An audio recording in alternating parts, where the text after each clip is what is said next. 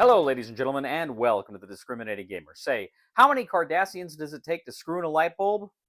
It depends on how many lights you see. Ladies and gentlemen, today we're going to take a look at my top 10 tips for new people in the gaming hobby.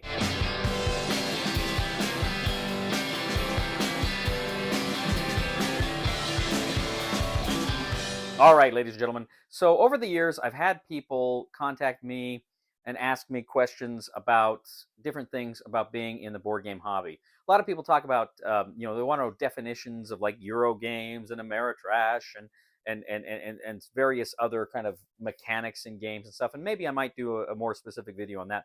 But I wanted to pull back and just do a kind of a more general look. And if you're coming into the board gaming hobby, if you're discovering kind of these niche games that we play. If you're discovering this for the first time and you want to learn, I've got some basic tips. Now, of course, these are just my ideas, and there are no shortage of great online resources to look for board games and to interact with other people, to watch reviews or top 10 lists and stuff. There's so much great content online. So these are more just some general suggestions here for what I think people maybe should know about the hobby. Now, the first thing I'm going to say is number 10.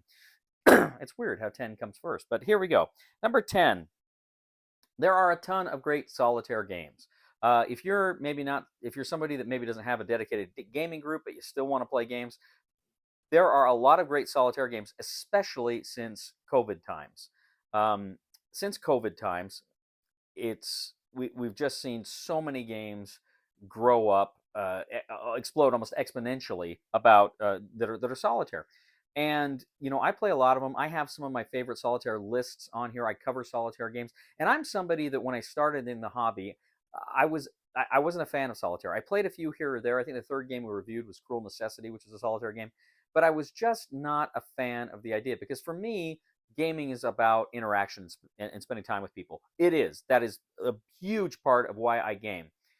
But sometimes there's some games that are solitaire that just freaking rock.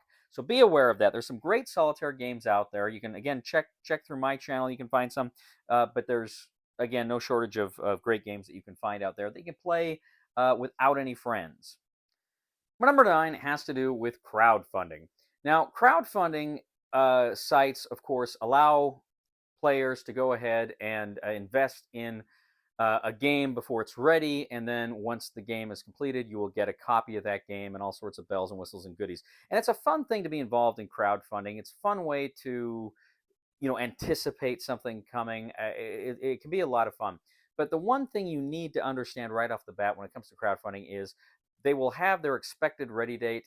It will always be late. Yeah, I think I've played one, or I invested in one game that probably showed up on time. The vast majority of them are late. Sometimes they're late by a few weeks. Sometimes they're late by years. And the best thing to do, I remember Tom Vazel once gave this advice. He says, the best thing to do when you invest in a crowdfunding campaign is just, realize it'll come when it'll come and just disengage from it. Now, there have been some unscrupulous people in the past, and there have been some problems in the past. Those things happen. But what you need to know is just it's going to be late. It's not going to be on time. My number 8 also deals with crowdfunding campaigns, and that is when it comes to crowdfunding, you will always spend more than you think. Meaning, they will put the initial price of the game up there, and you're like, yeah, yeah. Well, before you know it, they're going to have add ons and little things here. And you're like, oh, I want that, and I want that. And it's going to grow as you want to spend more. But then you're also going to pay for shipping, and sometimes shipping can be a lot more than you're expecting. And so just be aware of that. When it comes to crowdfunding, you've got that initial price, but just be aware, odds are you're going to spend a lot more than that. Number 7, find a local game store. Find local game stores in your area. Odds are you probably got into the hobby because you went into a game store. Maybe you saw cool things up there. Maybe that's how it happened. But find a local game store and, get to know the people that work there, get to know people that play games there, and you'll find a wider gaming group. It's a great place to network and to just learn about what's happening. Come out of your shell a little bit if you have to. But game stores are a great resource, and we want to support local game stores. Most game stores, most of their revenue come through like Magic and trading cards and stuff like that. But be the guy that goes in for a board game and actually buys a board game and plays it. I love game stores that have dedicated play areas that are just kind of open, and hey, come in, play what you want to play. And they may have like dedicated magic nights and stuff like that. But some of the best game stores are ones that are just say, hey, you know what, we got tables, bring your friends. Because sometimes it's not always so easy to play at home or whatever. But find a local game store, get in good with them, and you'll be amazed at the friends you make and what you'll learn about the hobby. Number 6, this is something that I need to do more of myself because I haven't done it that much. But every time I've done it, I have had a tremendous amount of fun. And this is attend cons. If you can, go to a con. Now, like I just said about a game store, is much, much bigger at a con. You will make friends at cons. You will interact with people at cons. You will oftentimes meet people in the industry at cons, and you'll develop relationships with them. And it's so much fun because you get chances to play a lot of different games. Um, I've had people tell me before they don't want to go to cons because they're shy or whatever. Yeah, you'll get over your shyness real quick. You'll be amazed how quickly somebody will just walk up to you. Hey, do you want to play this game?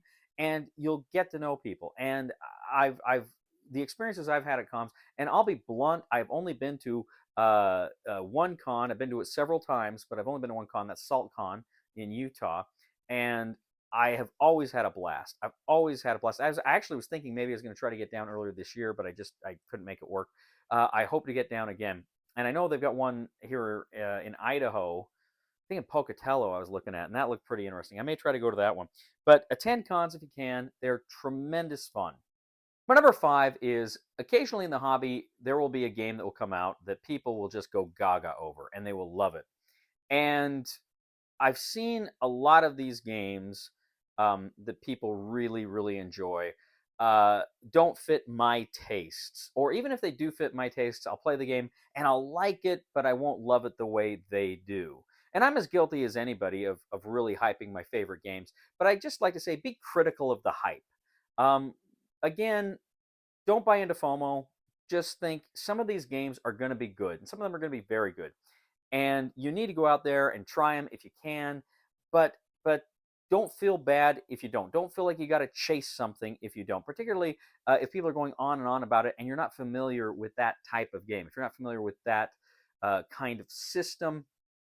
uh, I, Especially if a game's really expensive, you want to play other games in that genre to make sure that's what you like before you go and spend a ton of money on a game that may not be for you.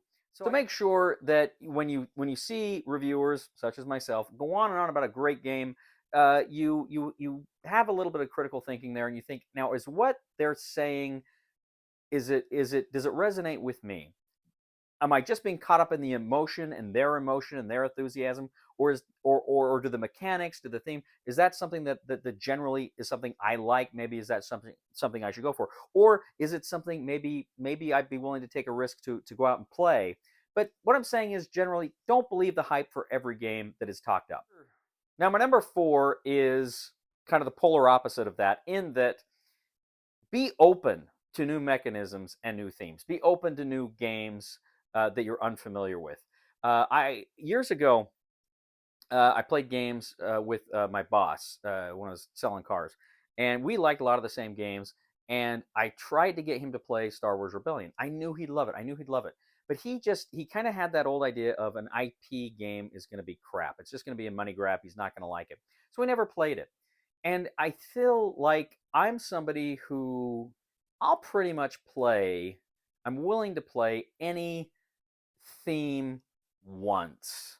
Maybe there might be some extreme games out there I wouldn't want to play, but as far as theme goes, I'm willing to give just about anything a shot if you put it in front of me. Mechanics, I'm a little bit different. I mean, I know there's some mechanics I really like. There's some that I'm lukewarm on, but I played a lot of games, so I kind of know what I'm at. But when I was starting out in the hobby, I'd hear people talk about different kind of game mechanics, mechanisms, and well, initially I didn't even care. It was all about theme for me when I started. But as I played more, I kind of made some decisions. Well, I don't like that. Like when I started out, I played one game of a deck building game that I didn't like, and I just decided I don't like deck builders. I'm not a fan of deck building games. And then a little while later, I actually ended up playing the DC Comics deck building game, and I fell in love with it. And now I love deck building games. So just be open to those new experiences. Be willing to try things that maybe take you out of your comfort zone. both in theme and in gameplay. My number three is don't be that guy. And what I mean by that is as you develop a game group, it seems like there's always that guy, or there's often that guy. Who is that guy? That guy is the guy that is often late. That guy is the guy who is frequently complaining about stuff. That guy is the guy who cancels at the last minute every week. I mean, emergencies come up. We get that. People get sick. Okay. But I've been in groups where literally 50% of the time I had a friend of mine back out at the last minute. And I mean, I'd be at the game store waiting and we'd get a text, or sometimes I wouldn't even get a text, right? So that really bothers me. That's not something I'm a fan of. But also, to rules lawyers, I play with people and it has to be a friendly game. Now, we can have competition and things can get a little, I don't even know if heated is appropriate, but a little tense. That's fine. But if somebody's willing to jeopardize my friendship because they're losing a game, yeah, I don't want to play with you. I just don't. Don't be that guy.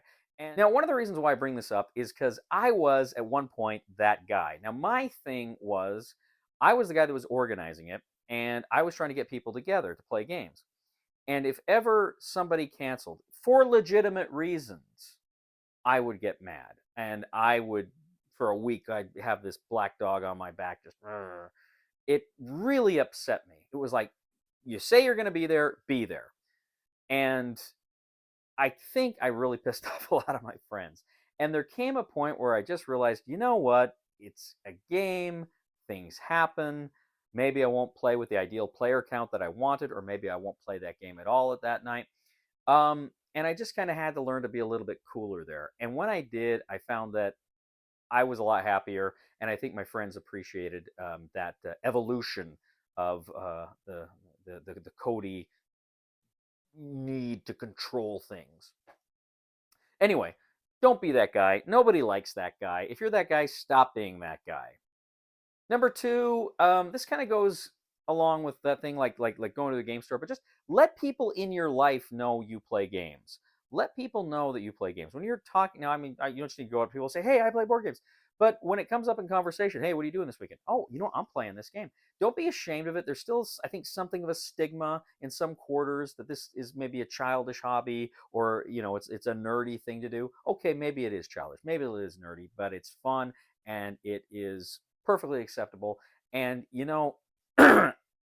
there's a lot of people out there who simply cannot have a good time unless they're drinking or something like that. I remember Quinn's talked about that, about how some people just have to drink in order to have a good time, and that was kind of sad. Now, I'm not dissing on drinking. I don't drink, but I have a lot of friends that do. I'm not saying that's a bad thing, but I'm saying you can have fun without it, and this is kind of what the hobby's all about here. Again, this is a way to come out of your shell. It's a way to let people know that this is something you really enjoy, and you may recruit new people to our freakish cult of board games, right? You may bring more people in. Again, this is the way I make friends and have fun. I have made so many friends through board gaming, and a lot of it is just through conversations with people. "Hey, I'm doing this. Oh, you play board gaming? What do you play?" "I play this and this and this." "Hey, we should get together sometime." I've made so many friends that way. So I recently actually had a meeting with one of my bosses, and it turns out she plays board games and her family plays board games. And suddenly we're speaking a whole different language. We're going on and on about zombie side and stuff. And it's amazing how many people you meet will actually also be in the hobby. And again, it's fun to discover that with people. It's fun to share that with people. It's a connection you can build with people. So that's it. Number two, that is let people know you play board games. Now, my number one piece of advice to the new player new to the hobby. When I started in the hobby, this was a big problem for me. And that was when I first joined the hobby and I heard about all these great games, I just about went broke buying a copy of every board game I heard positive things about. And I bought a lot of games that, frankly, looking back, were not my style, were not that great. But I heard a lot of people talk about a lot of games, or I saw flashy covers. And so I guess my advice here is don't buy everything. You don't need to buy everything. really take your time and find those maybe those reviewers or people on BGG or somewhere else, or people in your own life that can vouch for a game and that whose voices you trust, and then maybe you go for it. Me, I was just shiny, shiny, give me shiny. Take your time. Find what you like. Don't be afraid to try new things, but find those things you like and really uh, seek those things out. Don't feel the need to pick up everything you see that looks like fun. And there's so many games that are fun, though. It's hard, I know. Anyway, so those are that's my number one. That is don't buy everything you need.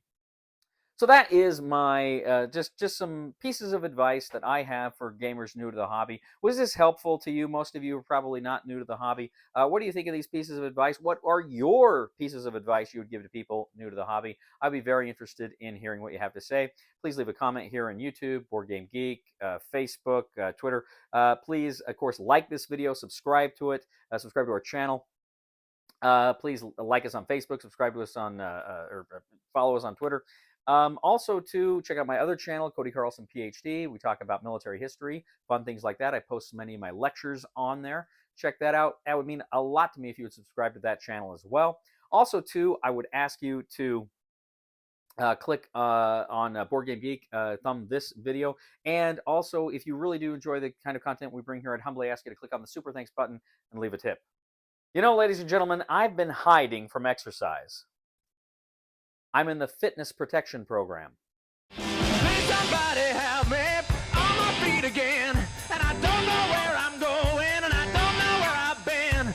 Please somebody help me on the solid ground. It's a long time, and I've been dying. Once a year I wind up in the band. God knows that I love to fight, but I don't ever win. It's a fine line to damnation, but God let me in.